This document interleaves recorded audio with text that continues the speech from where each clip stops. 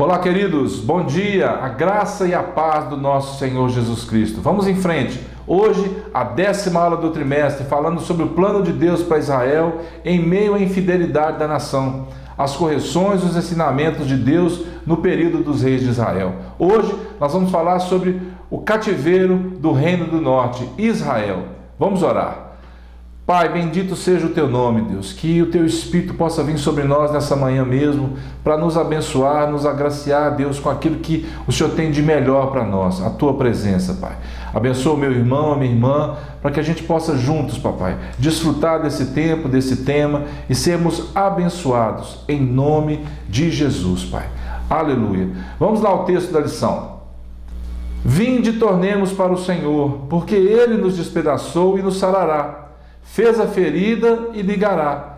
Depois de 2 dias nos revigorará, ao 3º dia nos levantará e viveremos diante dele. Que promessa maravilhosa no livro de Oséias, a restauração do Senhor. Mas por que o Senhor estava realmente fazendo todas aquelas coisas? Olha o que Ezequiel diz. Dize, portanto, à casa de Israel, assim diz o Senhor Deus, não é por amor de vós que eu faço isto, ó casa de Israel, mas pelo meu santo nome, que profanastes entre as nações para onde fostes. Ezequiel capítulo 36.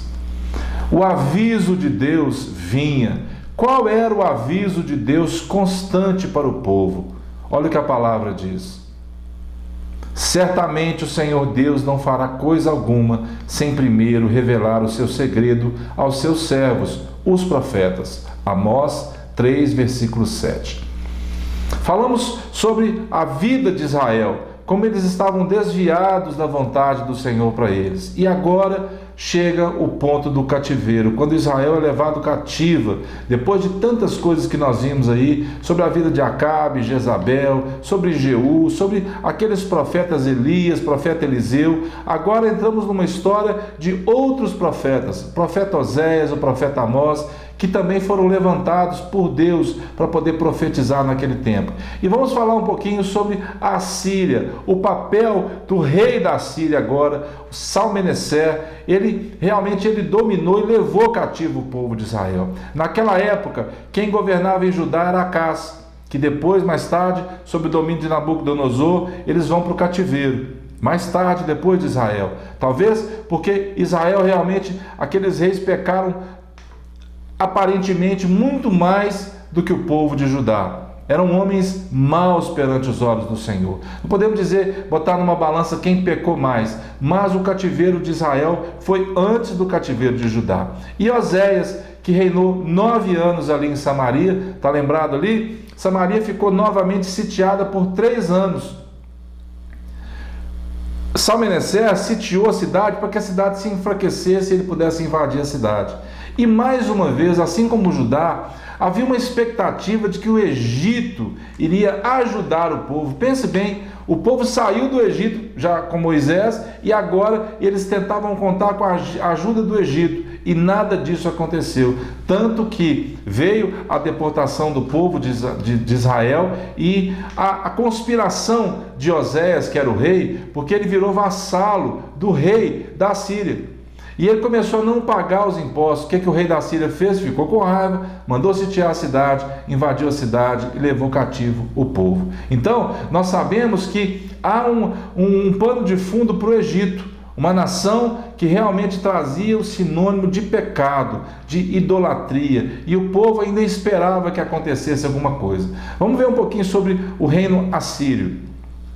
A política assíria de conquista era a seguinte: os territórios eram ocupados por povos de outras etnias e origens. Por quê? Para evitar a rebelião e o enfraquecimento do reino. Então, é assim que o Senhor olhava para aquele povo, porque o povo não queria saber de se voltar para Deus. E olha o que a palavra continua dizendo. Andaram nos estatutos das nações que o Senhor lançara de diante dos filhos de Israel, e nos costumes estabelecidos pelos reis de Israel. Ou seja, havia uma conivência do povo com aquele mau governo dos líderes de Israel. Os filhos de Israel fizeram contra o Senhor, seu Deus, o que não era reto. Edificaram para si altos em todas as suas cidades, desde as atalaias dos vigias até a cidade fortificada. Ou seja, desde o princípio, da parte mais alta da cidade até embaixo. O profeta está aí sendo usado por Deus para poder realmente dizer para o povo sobre o caminho errado que eles estavam. O que mais que o povo fazia? Levantaram para si colunas e postes ídolos em todos os altos outeiros e debaixo de todas as árvores frondosas. E continua a exortação do Senhor. Queimaram ali incenso em todos os altos, como as nações que o Senhor expulsara de diante deles. Cometeram ações perversas para provocarem o Senhor a ira e serviram os ídolos, dos quais o Senhor lhes tinha dito: não fareis estas coisas. Qual era a ordem de Deus para o povo? Lembra quando no início nós lemos lá em Oséias: vinde e tornemos para o Senhor. Ele nos despedaçou e vai nos sarar. Mas nem assim, com tudo isso que acontecia, amados, o povo não se voltava para Deus. Lembra lá no livro de Juízes? O povo pecava, o povo se arrependia, buscava o Senhor, Deus levantava um juiz para julgar o povo. O que o povo quis? O povo quis um rei. Quem foi eleito? Lembra disso? Não vamos falar sobre isso agora. Foi Saul, que tinha a promessa de Deus de que seria abençoado se procedesse bem. Não procedeu, Deus tirou ele realmente do trono e pôs ali Davi, escolhido de Deus. A ordem de Deus é uma só. E olha o que a palavra mesmo diz. O Senhor advertiu a Israel e a Judá por intermédio de todos os profetas e de todos os videntes, dizendo: voltai-vos dos vossos maus caminhos e guardai os meus mandamentos e os meus estatutos, segundo toda a lei que prescrevi a vossos pais e que vos enviei por intermédio dos meus servos, os profetas. Os profetas eram usados por Deus para avisar o que Deus queria. Porém, não deram ouvidos, antes se tornaram obstinados de dura cerviz, como seus pais, que não creram no Senhor seu Deus. Os últimos 30 anos de Israel foram marcados por tragédias, assassinatos, injustiças, por uma decadência geral, tanto econômica, como política, social e religiosa. A palavra diz o seguinte: pelo que o Senhor muito se indignou contra Israel e o afastou da sua presença, e nada mais ficou, senão a tribo de Judá. Também Judá não guardou os mandamentos do Senhor seu Deus, antes andaram nos costumes que Israel introduziu. Ou seja, nem Deus preservando, porque a semente do Messias viria através da tribo de Judá. Então, nem assim o povo não emendava naquele mau caminho que eles estavam levando. Eles não queriam realmente um conserto com Deus. Por isso nós vemos, os profetas são levantados. Havia uma prosperidade econômica aparente. Como é que pode haver uma prosperidade econômica se há corrupção, se há injustiça social, hipocrisia religiosa e o sincretismo, ou seja, a mistura? Por isso Samaria é tão falada no Novo Testamento.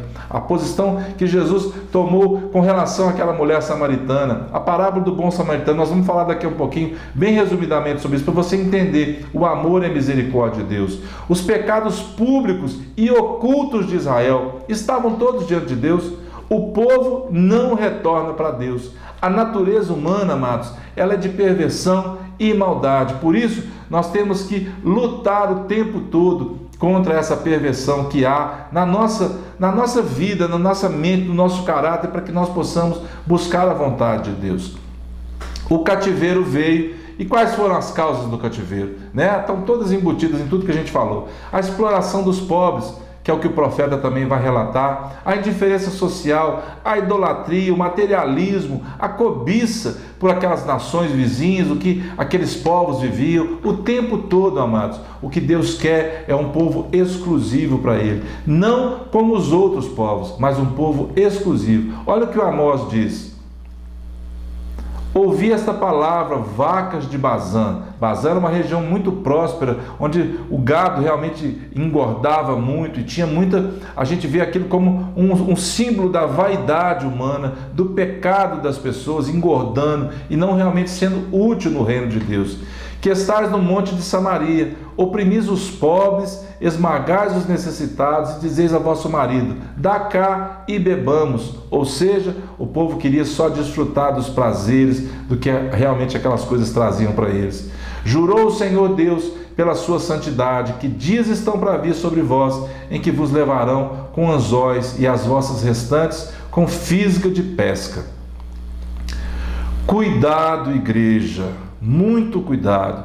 Não podemos a um só tempo servir a Deus, desfrutar da experiência da salvação e das bênçãos divinas e participar das práticas imorais e ímpias do mundo. Muito cuidado. Outro profeta levantado além de Amós, o profeta Oséias. Lembra dele? Deus manda que ele casasse com uma mulher chamada Gômer, uma prostituta, uma mulher de prostituições, como a palavra fala. E que ele tivesse com aquela mulher ali um relacionamento e dali vão ser 3 filhos.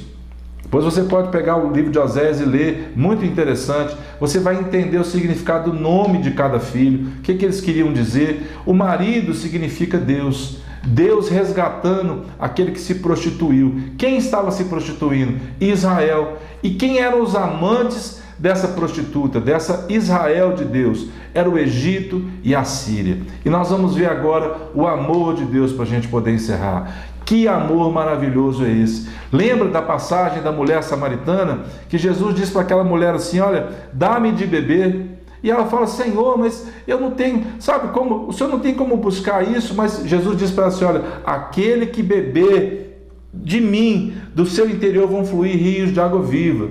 E é tão interessante, amados, que nós vamos ver o testemunho daquela mulher, primeiro levando a mensagem para aquele povo, depois os samaritanos mesmo acreditando e dizendo o seguinte: já agora não é pelo que disseste que nós cremos, mas porque nós mesmos temos ouvido e sabemos que este é verdadeiramente o Salvador do mundo. Ou seja, o testemunho daquela mulher foi impactante, o amor que Jesus teve por ela. E no caso do bom samaritano, lá no Evangelho de Lucas também, passou por ele um levita, depois um sacerdote, mas ninguém deu atenção. Quem deu atenção para aquele homem? O samaritano. Levou aquele homem uma estalagem, deixou ele lá, pagou e disse que se precisasse mais alguma coisa ele faria. Quem é esse homem bom samaritano? Ele é a própria figura do Senhor Jesus, que realmente nos acolheu, que nos amou de uma forma maravilhosa. Por isso, quando a mulher samaritana, os discípulos veem e falam assim: